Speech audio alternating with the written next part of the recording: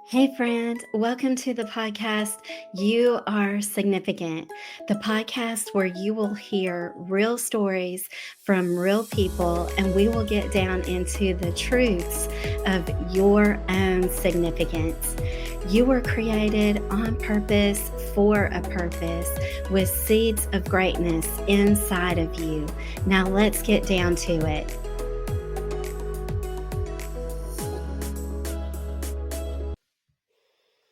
For God has not given us a spirit of fear, but of power and love and a sound mind. 2 Timothy 2:17. So I want to encourage you, friend, on this episode to pluck out that spirit of fear and replace it with love. Where fear is cast out, love will bloom. So, thank you so much for joining me for this episode of You Are Significant. Remember to hit the subscribe button and also share this episode out with a friend when it has blessed you. So, I wanted to talk just a little bit more about how fear cannot coexist with the perfect love of God. For God has not given us that spirit of fear. Where does that fear come from then? It comes from the devil. The devil is the father of lies. He is the one who makes us be fearful when God wants us to trust in Him. And so when we remember that the devil is the father of lies, that gives us the strength to cast those fears out, cast those fears aside, and begin to, like Peter did, step out of the boat and take those first few steps of faith when he was walking on the water towards Jesus. And as long as we keep our eyes on Jesus, as long as you keep your eyes on Jesus, then you are going to have the faith to walk. You're going to have the faith to step out of the boat. You're going to have the belief, I can. I can do it not because of myself, but I can do it because of God. I can do it because of Jesus. I can do it because of the Holy Spirit.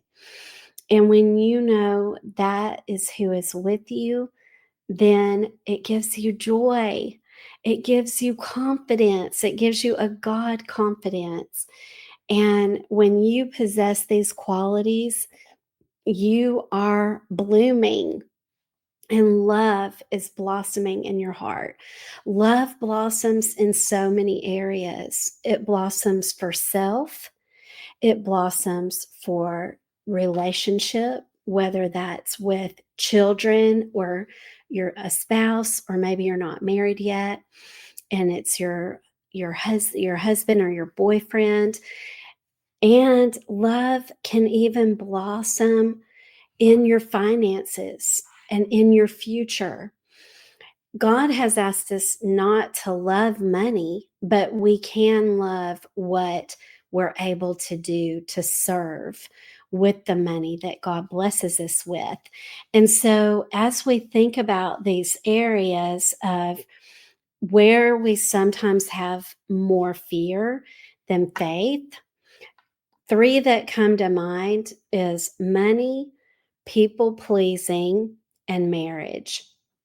And so these are the three areas that like really came to the top of my mind as I was thinking about where fear shows up, and where when we can cast out fear, then we can start to blossom. And Dawn and I just recently moved to Kimberly, Alabama. We moved away from our home for 20 years where we raised our girls. We really moved into that area in 96. And so really, it's been almost 30 years ago, the very end of 96 on New Year's Eve, we bought our very first home in Decatur. And we lived in Decatur for about 4 years. And then, or 3 years, because it was almost 97. And we moved to Athens in February of 2000. And we rented a home for 5 years on Vaughn Drive. And then we bought a house again in Athens on Christopher Drive. And we lived there from Memorial Day weekend, May 28th of 2006, until we just sold our home in January. So as we have moved along, it just makes me think about all the changes. And when we go through a lot of change, it really can shake us down to our core. And it makes us look at, what are my fears? Do I have faith in? And what am I still afraid of?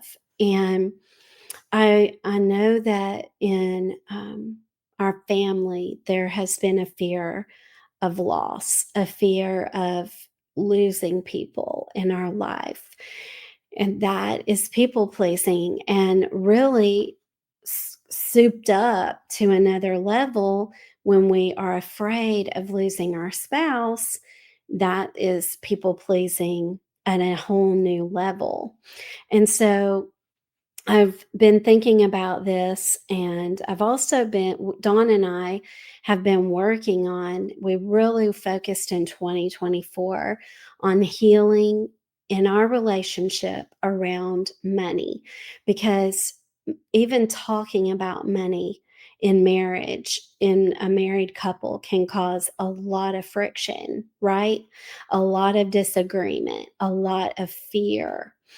And it can be one of the chief causes of fear of loss. Like, if we can't agree on this, if we can't agree on this financial decision, where to live, when to have kids, how many kids to have, like, money is attached to so many decisions: where we're going to live, which house we're going to buy, which job to take, should we move for this promotion, should we stay, should we invest? Should we just save? Should we pay this off? Like, lots of decisions in marriage that revolve around money. And so Dawn and I worked a lot in 24 on healing in our relationship around money. And we knew when we could cast out fear around money, love would bloom. And so there's a lot of areas to think about, and all of these areas are connected, right? Money, people pleasing, and people pleasing in marriage. These areas are connected, but they're also can be looked at separately. And so I considered three areas: uh, fear, fear around money, embracing love, self-love, and love for God. And so the fears around money: I will run out. I may spend it wrong. What if I spend it wrong? That can be connected to running out, but what if I buy the wrong house or the wrong car? Or I shouldn't have bought this. I should have saved my money and not bought that, so I'd have money to pay a bill. And also, this can be linked up in marriage to withholding money to controlling the other person, hiding money, not telling someone I spent money, not telling my spouse I spent money, not asking, spending without asking. All of this is fear. Fear inside of money, fear inside of money related to marriage. And Dawn and I have definitely struggled with these things in our own relationship. And we still have to work on growing. And then when we practice communication, then the communication needs to be a positive experience, or we may not repeat that positive behavior the next time. And so there has to be a willingness to apologize, right? So, um, especially me being a female entrepreneur and owning my own businesses, I've always owned my own businesses. Before I married Don, I was a female entrepreneur. He knew he was marrying a very ambitious woman, and I made no bones about that. I worked 3 jobs when I met him. He knew that I wanted to be a stay-at-home wife, so I was going to be running my businesses from home. And I think running businesses from home is a great idea. At the same time, we know that running businesses from home is a distraction from running the home. And so there has to be an agreement between a husband and wife that that's going to be favored, it's going to be seen as a positive, and that it's not going to be sabotaged. So if there is an agreement, the other spouse is often going to try to sabotage by distraction, by calling attention to themselves, by creating task requests that pull the other away from their work. And so it is super important when a spouse works from home, whether they're an employee or have their own business, that there is agreement. And so Don and I have definitely struggled at times with that because of fear. Because oftentimes a man fears that if a woman is successful, she won't be dependent and she won't need him and she'll leave. And that is a fear of loss related and stemming out of fear of money and fear in marriage. And so a lot of times, can you see how one fear leads to another? And God has not given us a spirit of fear, but of power and love and a sound mind. And these fears, if we run if we run away with them, we will find ourselves in insanity very quickly, right? We're going to find ourselves in insanity very quickly if we don't take these thoughts captive. And so embracing love and instead is the goal. So self-love in money. Self-love instead is I spend money on myself. I've seen so many women that I know and that I get to know, and they'll share intimate things, personal things. They don't, they won't buy bras, they won't buy underwear, they won't buy enough soap, or they won't buy shampoo, or they stretch their hair washes because of shampoo. They don't want to spend money on shampoo for themselves. They don't go to the gym. They won't buy vitamins. They won't go to the doctor. They won't buy good food to nourish themselves and be a healthy weight and avoid medical issues. They just buy the cheapest, and they fall into eating junk food because they don't feel valued. They don't have self-worth. They don't see how they are created in God's image too. And they actually are commanded to spend money on themselves and take care of themselves.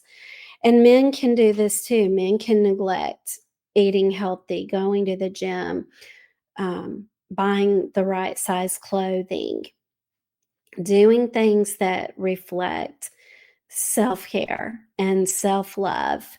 And so it's super important that we practice self love in the area of money.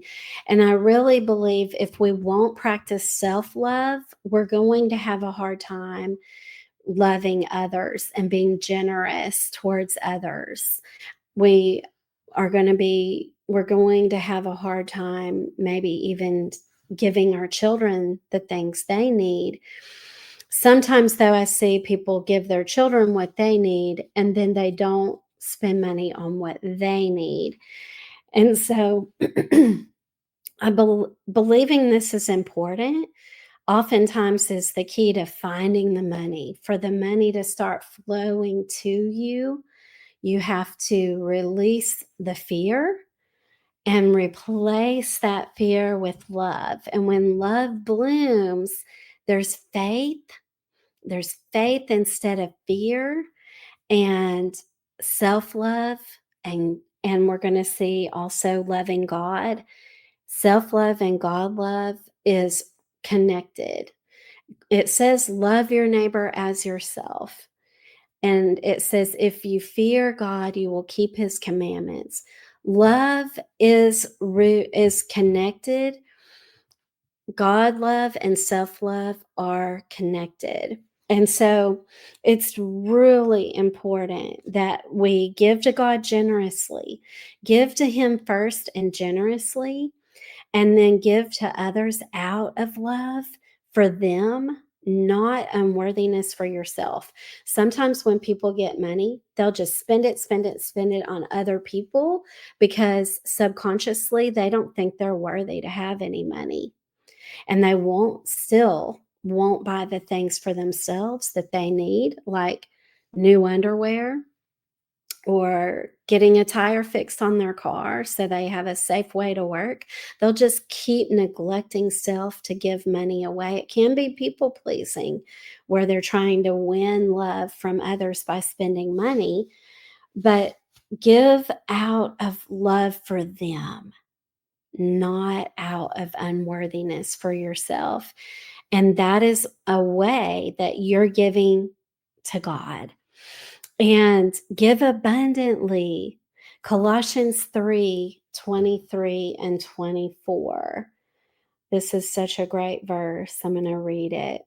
Colossians 3:23 and 24. You can open this in your Bible or your phone Bible, and it's a great one to highlight.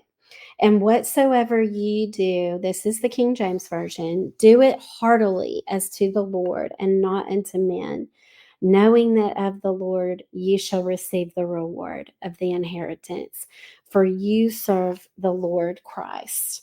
So do it, give abundantly, give as unto the Lord. If you're giving to someone else, give as if you're giving this to God. And that is a great way to heal in money and to pluck out that root of fear and to let love bloom. And really, love is in the form of faith when it comes to money, right? Letting faith bloom. And so, people pleasing, fear looks like, what if they don't like me? What if what if they don't like me, I may not love myself. I may love myself less. It may cast a light on, I don't love myself either. And so people pleasing becomes an addiction. I've got to have the love of other people so I can feel just a little bit of love and approval for myself. And also people pleasing, that fear of, what if I don't please them? What will I lose? What if I lose their favor? I may lose money, I may lose opportunity, I may be poor. And a fear of being poor or penniless, a fear of being left alone. If I don't please people, I'm going to be abandoned and I'm going to be left alone. And so people pleasing is another way that we have to cast out fear and let love bloom.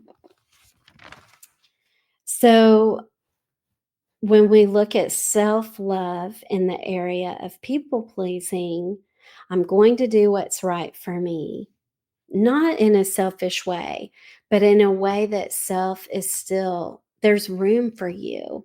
You don't squeeze all the other people in and fill your life and your time and your energy so full, full, full, full of other people and serving them only that you do not take care of yourself.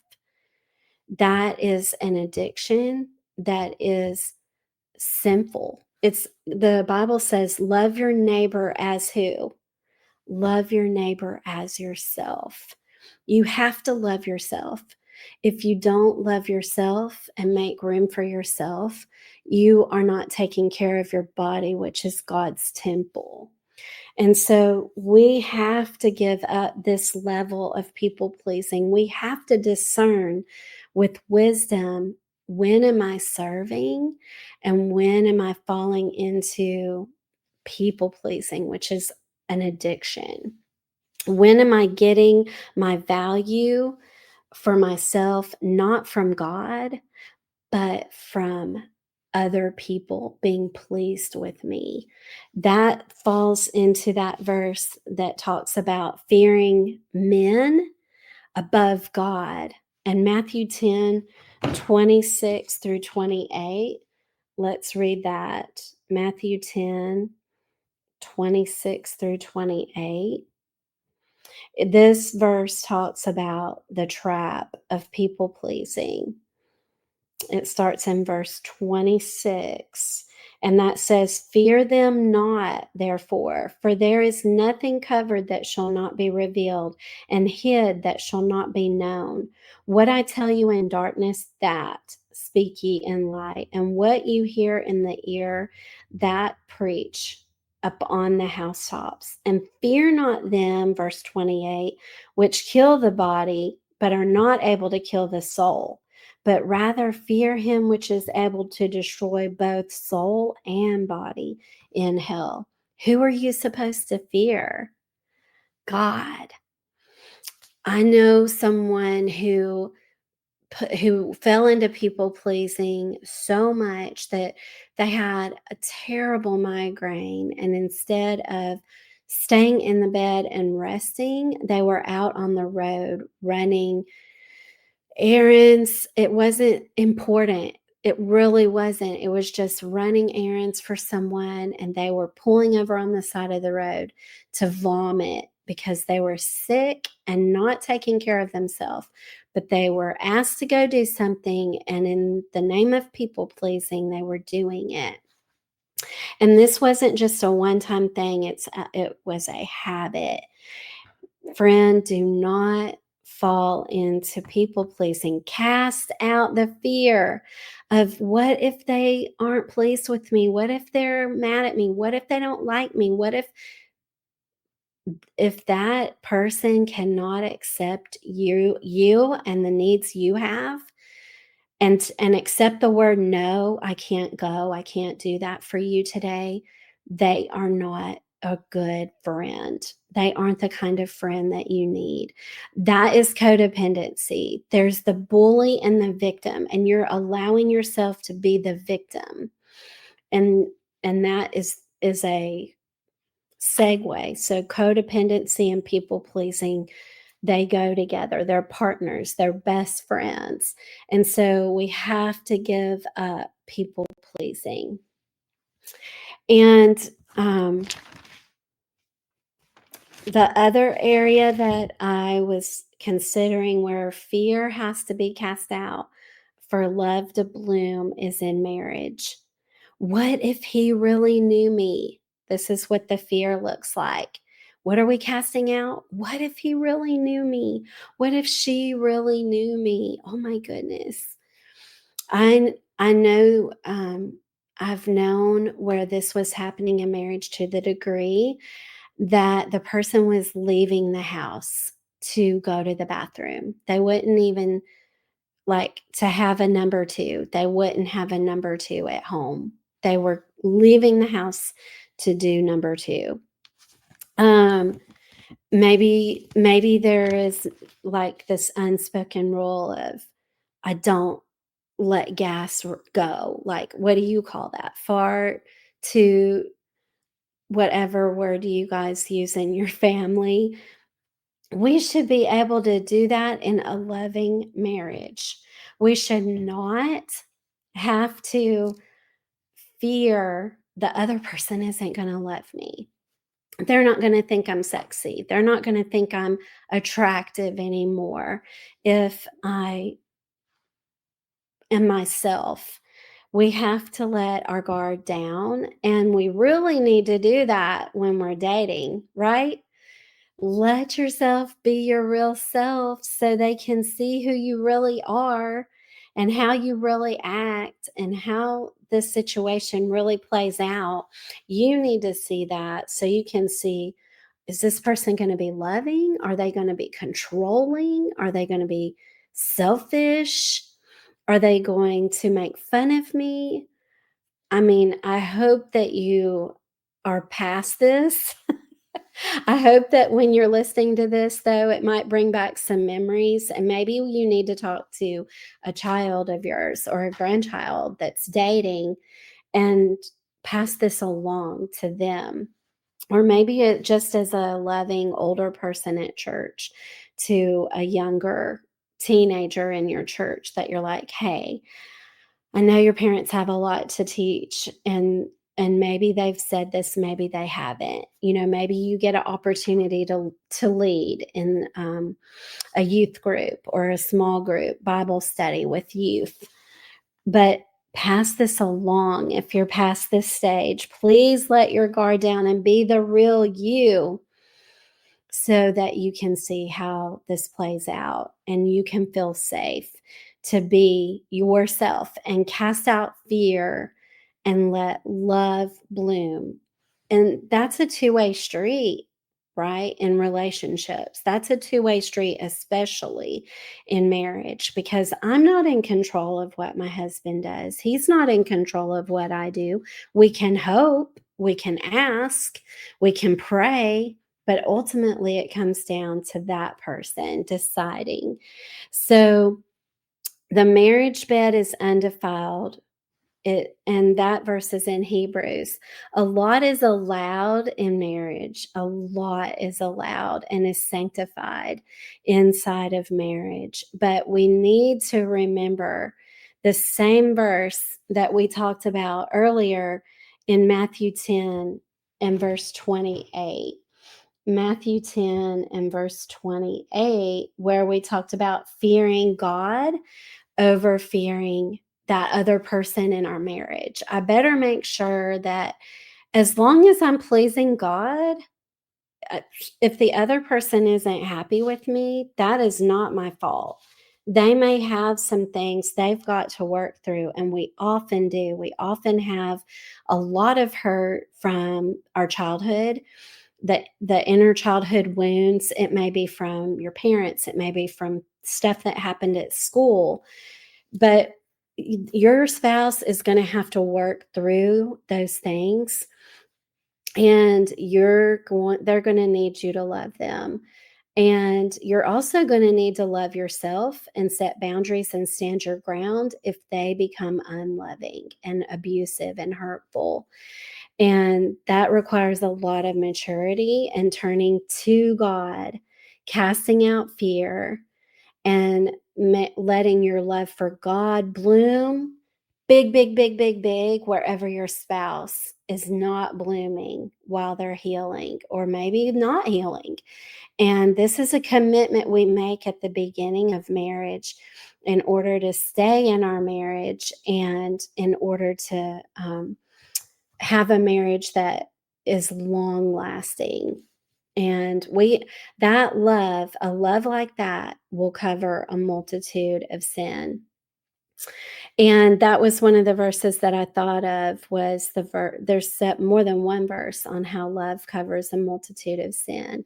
That doesn't mean let yourself be abused. It means that when the other person in your marriage is failing, you still see the good in them and you see how to love them anyway. If you are not perfect yourself, then isn't that a place that like you can find it in your heart to love the other person. I'm not perfect. And so, because I'm not perfect, maybe my imperfection's different from what Dawn's imperfection is, but because I'm imperfect too, then that helps me to find love for him and his imperfections and forgive him. So remember, in all of these areas where perfect love is going to cast out fear and is going to bloom, whether that's in money, whether that's in people pleasing, or even in marriage, that you are fearfully and wonderfully made. That verse that says, you are fearfully and wonderfully made. Oh, I just love that verse, and I love being reminded of it. It reminds me so much of the verse we talk about on here all the time, that I am created in God's image. And the verse that you are fearfully and wonderfully made is Psalms 139:14. So also remember to trust in God. Trust in God and lean not on your own understanding. In all your ways acknowledge him, and he will make your pathway straight. And we can trust in our fellow man. We can trust in other people. I think a lot of times people pleasing leads to fear that I can't trust anyone. It sets us up to really shrink back from relationships, because if I have to people please, if I have to please them and they have to be happy with me, that sets me up for an impossible situation. They're not always going to be happy with me. And if I'm going to love myself anyway, no matter whether they love me or not, then I'm setting myself up for being able to be in a lot more relationships and to still find joy. And so trust in your fellow man and recognize that the root of fear is coming from the devil. The devil is the father of lies. John 8:44. For God has not given us a spirit of fear, but of power and love and a sound mind. 2 Timothy 1, verse 7. So thank you so much for tuning in to this episode where fear is cast out and love blooms. I hope that you have had a wonderful February, and that as this is the month of love where we focus a lot more on love, that you find it in your heart to cast out fear and let love bloom. Thank you for tuning in to You Are Significant. I hope this episode inspired you to embrace your own God-given purpose. If this episode inspired you and blessed you, would you please share it out with a friend who needs to be reminded of their own significance? And remember to hit subscribe. Until next time, remember to walk in faith, find the joy, and stand in your significance.